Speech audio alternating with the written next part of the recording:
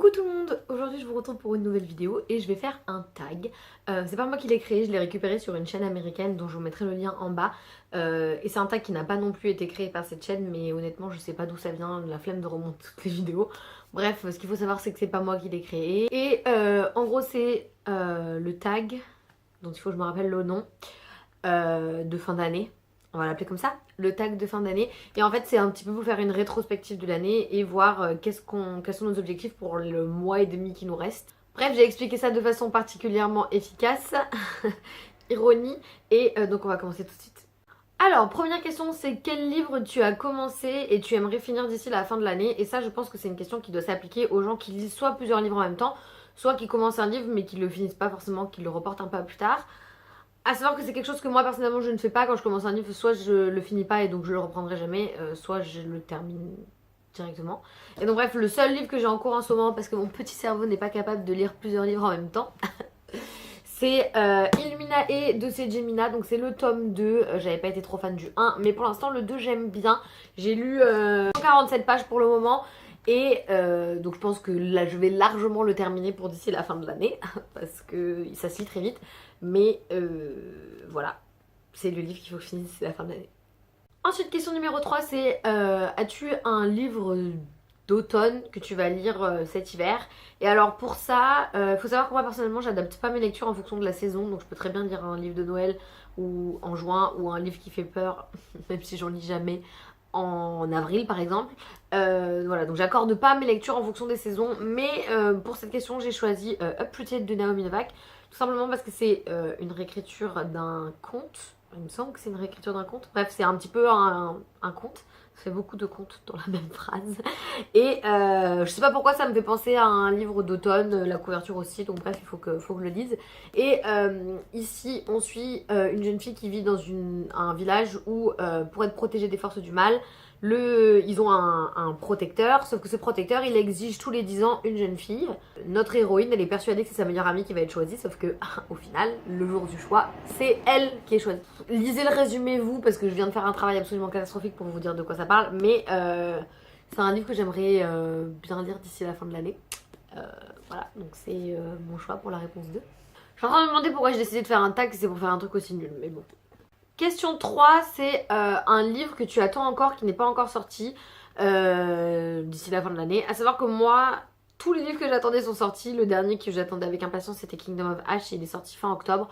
Donc j'attends plus rien pour la fin de l'année. Donc voilà, ma réponse pour cette question, c'est rien. Ah là là là là, vraiment c'est utile comme tag. Hein. Ouh là là là là. La question 4, c'est un livre qui peut encore te choquer et devenir ta meilleure lecture de l'année. A savoir que pour ça, ma meilleure lecture de l'année, clairement la place est réservée par Kingdom of Ash. Il n'y a absolument aucun moyen qu'il y ait un livre qui prenne sa place. Et au cas où, qui arrive en deuxième position très très serrée, il y a Empire of Storm, ma relecture. Donc il n'y a aucun moyen que j'ai un livre là que je lise qui soit ma meilleure lecture de 2018. Mais par contre, ça peut faire partie de mes meilleures lectures de 2018. Et pour ça, j'ai choisi Illuminae. Tout simplement parce que même si j'ai très peu aimé le tome 1, le tome 2 pour l'instant a un potentiel qui est bien meilleur. J'apprécie beaucoup plus ma lecture de ce tome 2, même si j'en ai pas lu beaucoup, j'aime plus les personnages. Bref, j'accroche beaucoup plus à ce tome 2, même si j'en ai pas encore lu 200 pages. Donc je pense qu'il a la capacité de me surprendre et de se frayer une petite place dans mon top. Et un autre livre qui a le potentiel d'être un coup de cœur, c'est City of Bones de Cassandra Clare. À savoir que celui-là, je le mets là parce que en fait, j'ai acheté toute la saga de The Mortal Instruments et toute la saga de The Infinite Devices. Donc en fait, le mettre sur cette liste me permet en fait d'un petit peu me convaincre que je vais aimer cette histoire, ne serait-ce que pour me rassurer et me dire que mon achat était rentable. Que c'était une bonne idée.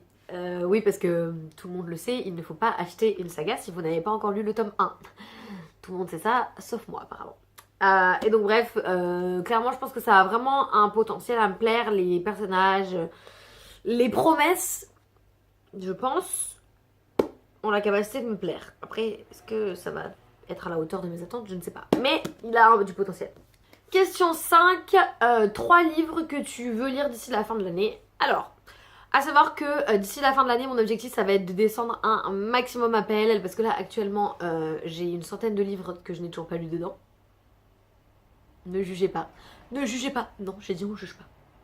Et donc mon objectif va être de lire le plus de livres possible pour la réduire. Et donc je vais lire principalement des stand-alone pour les enlever. Et puis tout simplement parce que si je lis le tome 1 d'une saga et que j'aime bien, il faut que j'achète la suite. Donc ça ne me fait pas réduire ma PL. Et pour ça, le premier c'est The Loneliest Girl in the Universe de Lauren James. Celui-là je l'ai acheté à Édimbourg parce que la couverture est trop belle. Et la seule chose que je sais c'est que c'est une jeune fille qui vit toute seule sur un vaisseau et qui va tomber amoureuse d'un garçon qui est envoyé pour la sauver. Voilà, c'est à peu près tout ce que je sais, mais ça a du potentiel. Voilà, j'espère juste que c'est pas trop romance cucu, mais la couverture est belle. Ensuite, on a Aime-moi, je te fuis de Morgane Moncomble. J'avais beaucoup aimé Viens on s'aime, qui était son premier roman. C'était un peu, ça cassait pas trois patins et un canard, mais c'était mignon. Et celui-là, apparemment, est un peu plus sombre et aborde des sujets un peu plus difficiles. Donc j'ai vraiment hâte de le lire. Et on suit deux personnages qu'on a déjà vus dans Viens on s'aime. Donc je suis curieuse. J'ai envie de le lire d'ici la fin de l'année. Ça va être la phrase de ce tag. J'ai envie de le lire d'ici la fin de l'année, ou j'espère le lire d'ici la fin de l'année. Et ensuite, le troisième livre, c'est How to Stop Time de Matt Haig. La couverture est trop belle. Et celui-là, la seule chose que je sais, c'est que c'est un homme qui est immortel. Enfin, pas qui est immortel, mais qui a une espérance de vie qui est 10 fois plus longue que nous.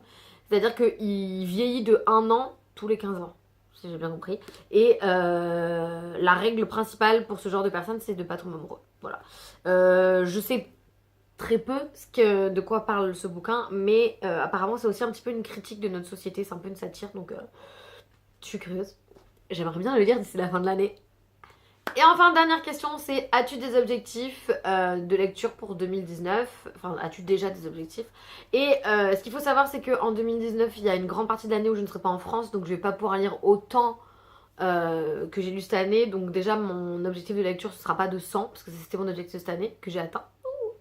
Donc je pense que je vais le diviser par deux. À mon avis, je vais me fixer un objectif de 50 livres. Je sais pas si j'arriverai. Et donc j'ai pas trop d'objectifs pour 2019. À part peut-être d'acheter plus de livres, d'acheter 3 fois moins de livres que cette année, parce que cette année j'ai pété un câble. Et ah bah voilà, on va faire ça. Mon objectif de 2019, ça va être de lire tous les livres de ma PL, c'est-à-dire la centaine de bouquins que j'ai dans ma PL. C'est bien parce que je viens de dire que j'arriverai pas à lire 100 livres l'année prochaine. Bref, on va dire que mon objectif, ça va être d'acheter moins et de lire plus de livres que j'ai déjà dans ma bibliothèque. Voilà, c'est un objectif déjà pas mal. Voilà, c'est tout pour aujourd'hui. J'espère que ce petit tag, malgré sa nullité, vous aura plu. N'hésitez pas à me dire si vous avez des objectifs pour 2019. Et en attendant, je vous dis à la prochaine.